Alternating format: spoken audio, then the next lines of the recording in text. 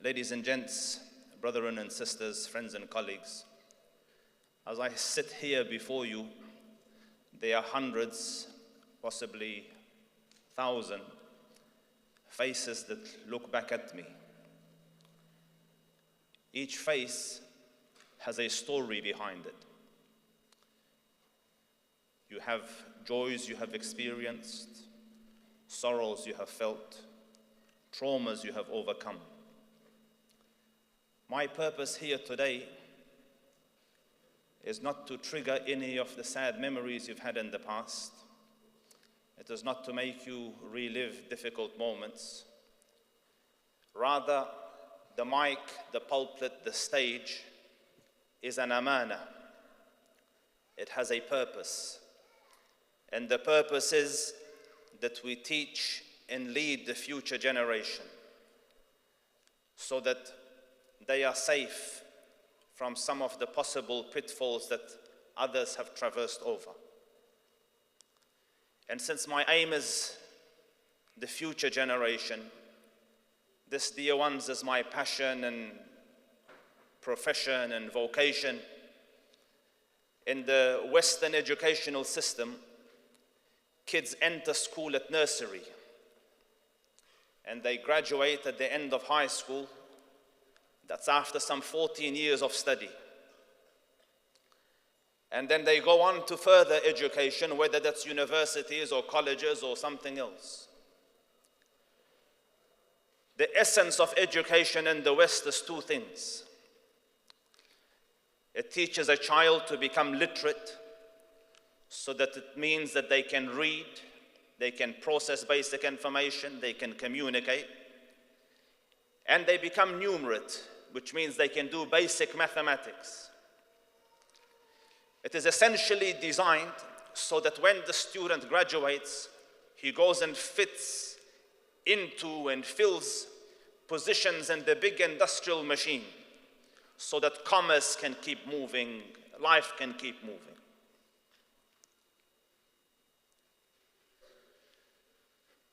But for the 14 years that he studies in school, and the 4 or 5 years that he studies at university, there's another factor affecting him. There's another means of instructions that is coming into his head, and that is popular culture.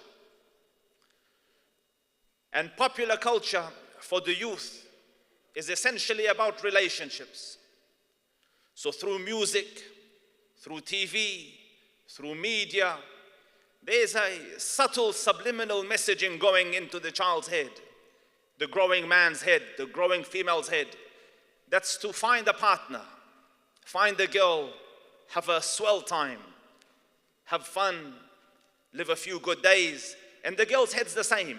All songs are about love and about relationships. TVs are all romantic comedies. The whole bombardment is constantly this. So it's telling him, teaching him, promoting him, pushing him towards finding a partner.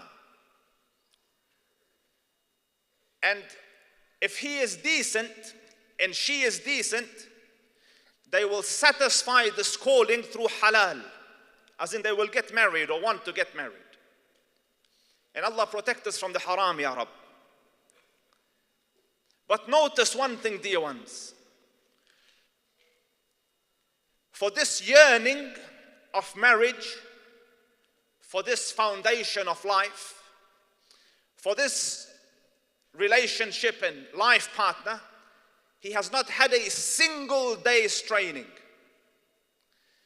In the 14 years of university, and then the 14 years of schooling, and 4 or 5 years of university, they did not spend a single day to teach him how to be a father and how to be a mother.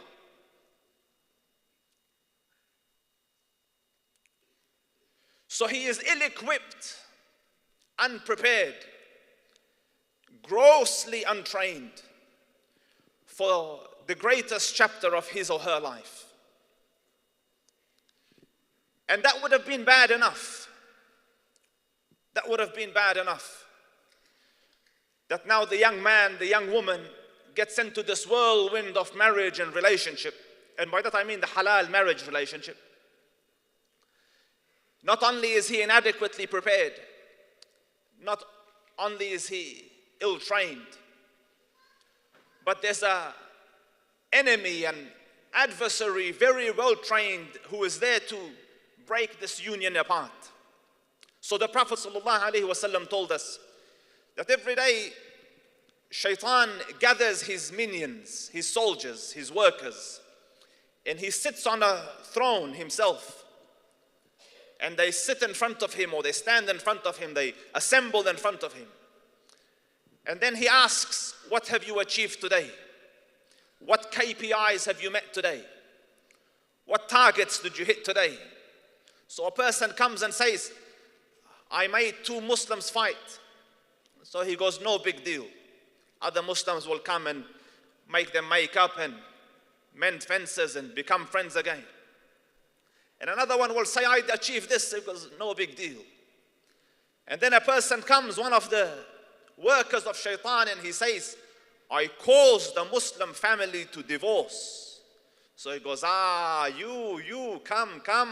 And he places a crown of achievement on his head.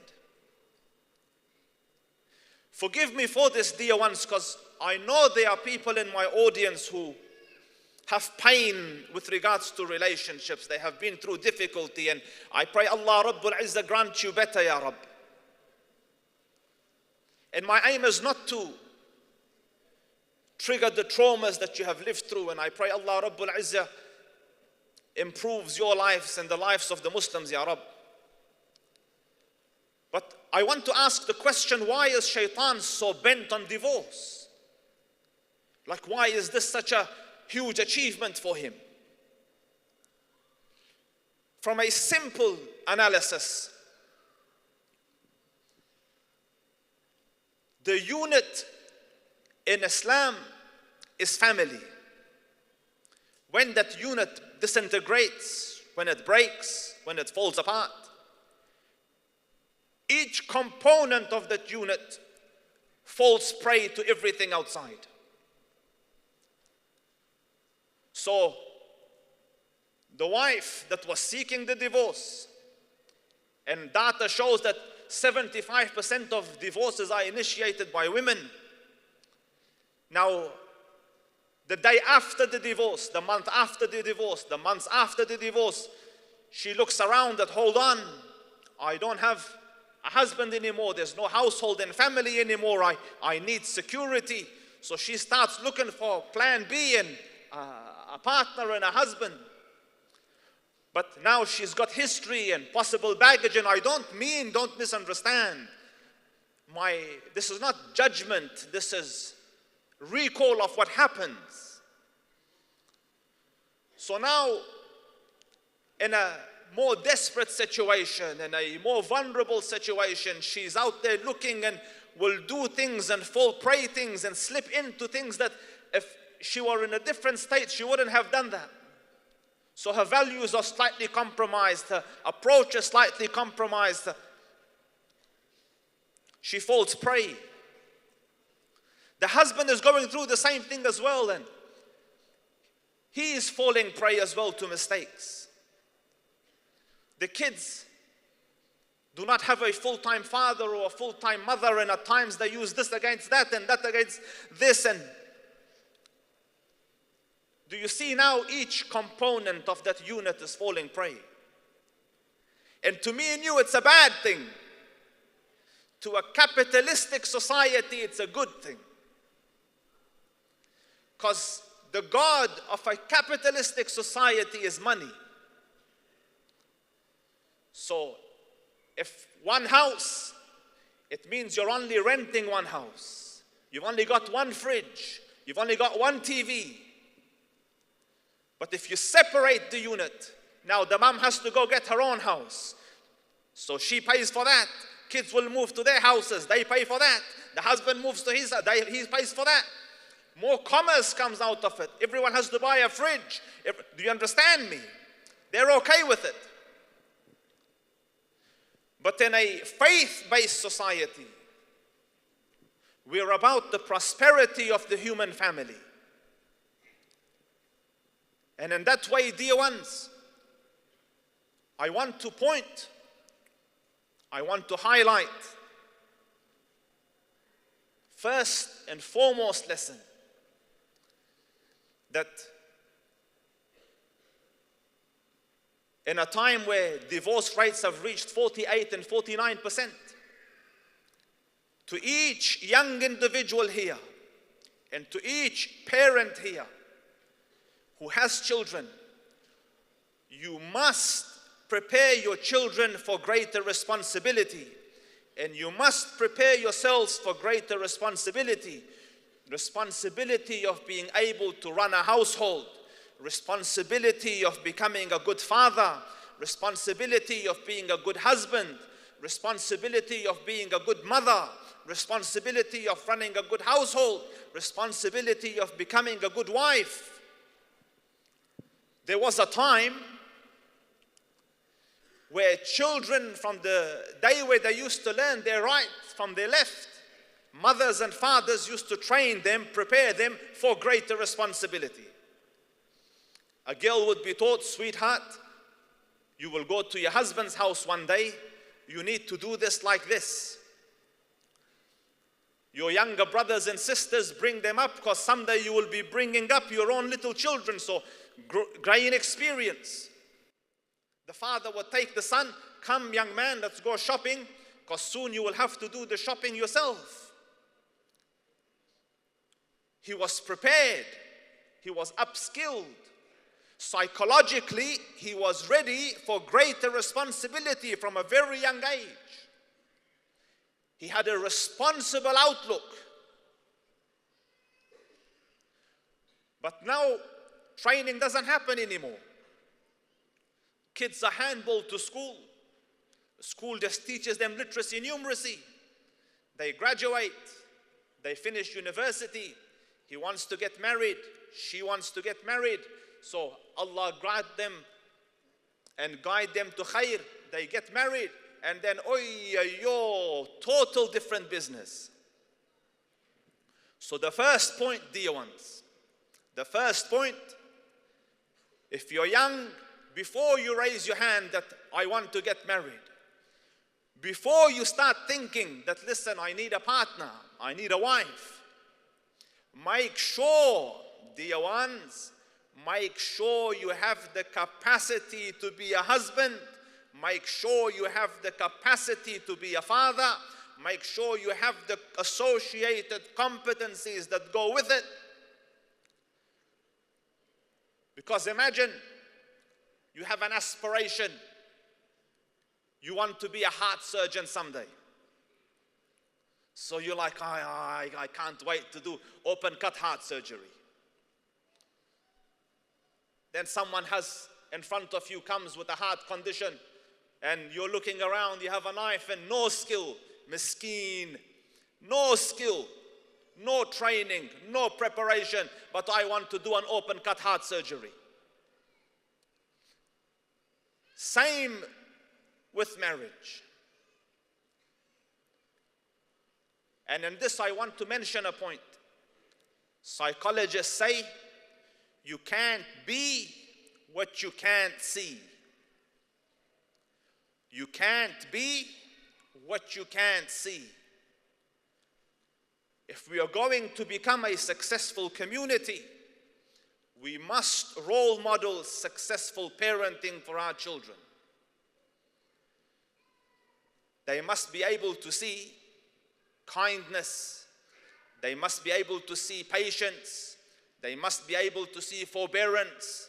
They must be able to see wisdom. As elders, we need to role model.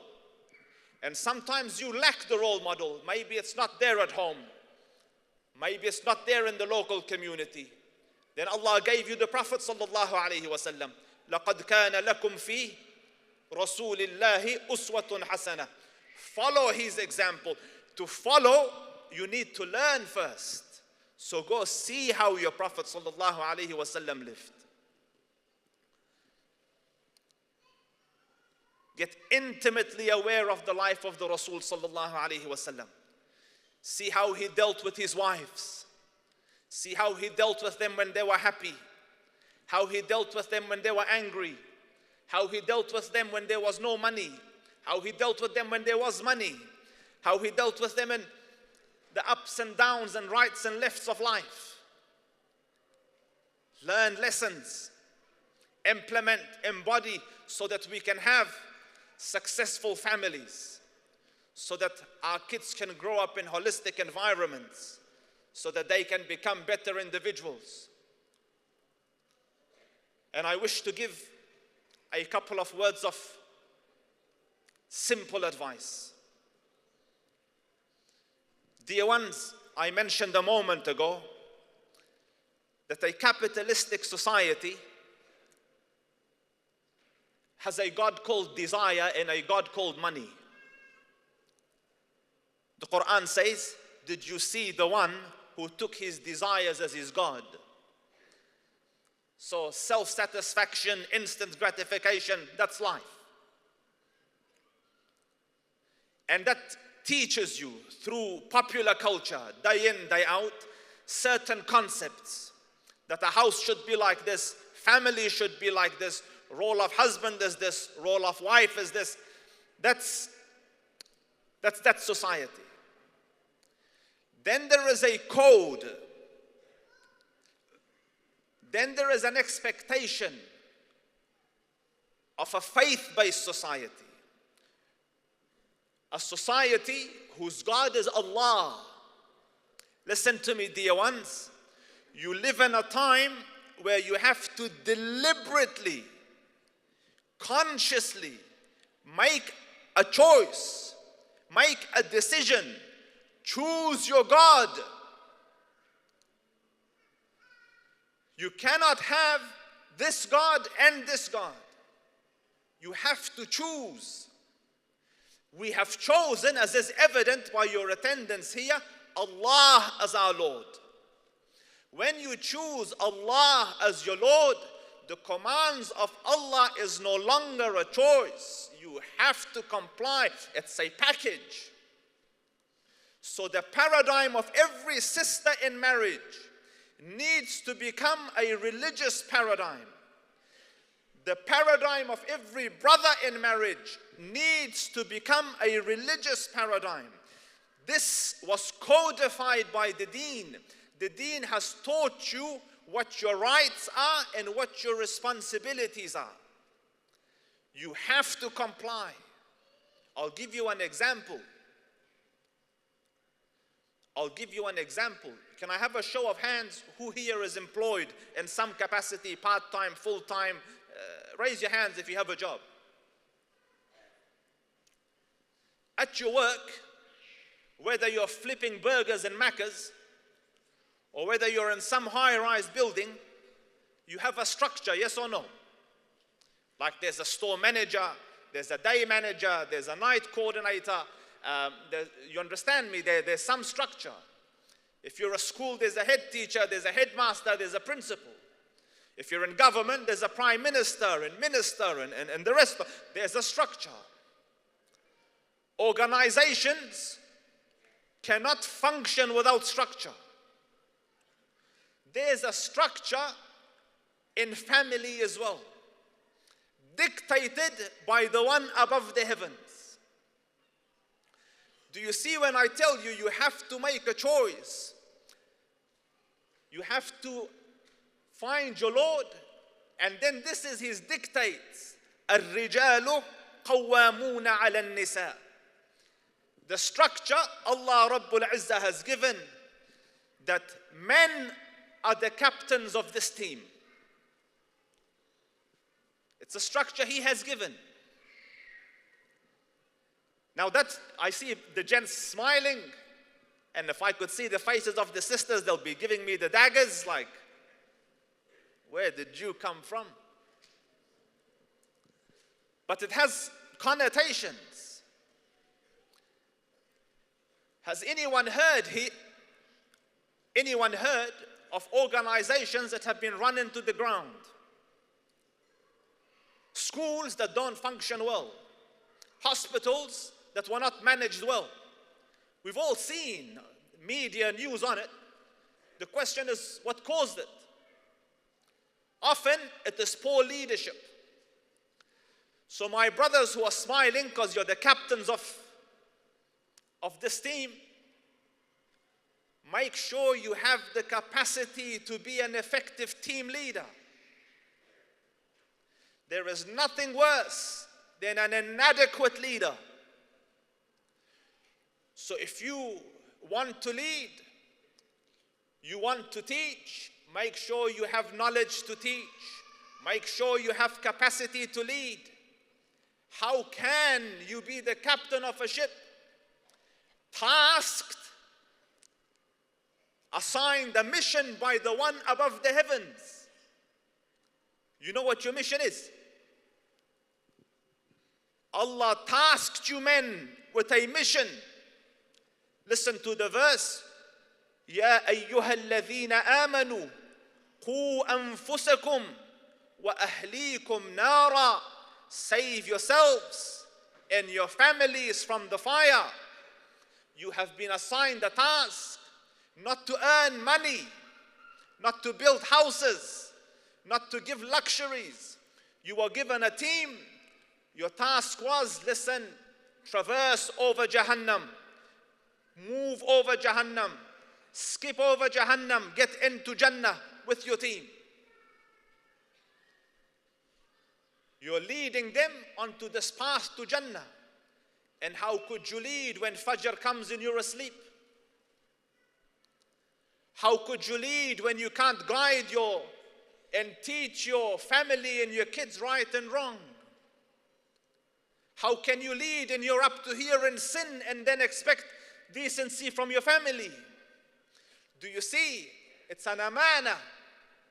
So increase your capacity, dear ones. You don't need to become an alim. You don't need to become a scholar. But whatever task has been assigned in front of you, whatever challenge you're about to overcome, make sure you can teach and lead in that space. And for my dear sisters, since he has been assigned to lead, your job is to make leading easy for him and not difficult.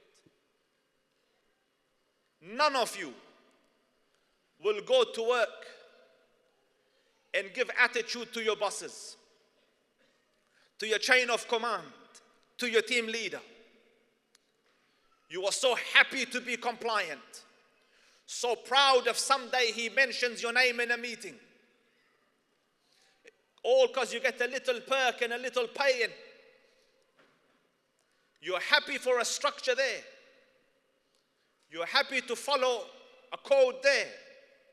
And then to the one who is working and striving and struggling night and day to bring food on the table and pay the bill and give you know, structure and support and comfort, and I hope they do, then for that one, you resist and make life difficult and make leadership difficult. Wisdom demands the opposite. So this lecture can go on for long because there's a lot in it. But essentially, I just want a couple of points out of this. Number one, dear ones, note that in this system, there's no training for the next generation for the most crucial aspect of their life, which is family. So because there's no training, it falls upon individual families, individuals, to upskill themselves, upgrade themselves, increase their capacity, increase their competencies long before you raise your hand to say, I want to marry you and I want to propose to you and should I come to your father and this and that. No point raising your hand for a job when you don't have the qualifications for it.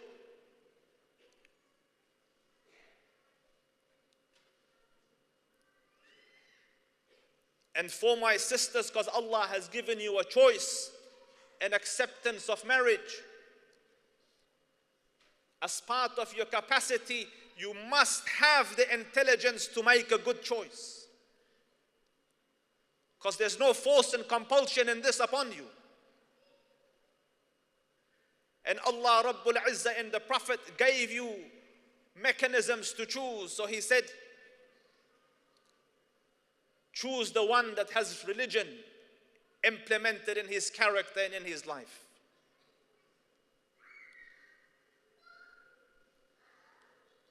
Upskill. Number two, if you're a parent and you have a child, role model good parenting to them. Know that the way you deal with conflict is the way the child will deal with conflict tomorrow. Know that if your way of coping is shouting and screaming and chucking a tantrum and throwing a bottle, that's what the child will do tomorrow. Role model the prophetic behavior. That's the second one. Third lesson, we are Muslims. We have a code of conduct. We have a code for marriage, and a blessed one, and one that works. Surrender to it, whether you're man or woman. I swear this to you by the one in whose hand is my life. No person has ever challenged what Allah in His Prophet has revealed, except that they have gone through misery, difficulty, hardship.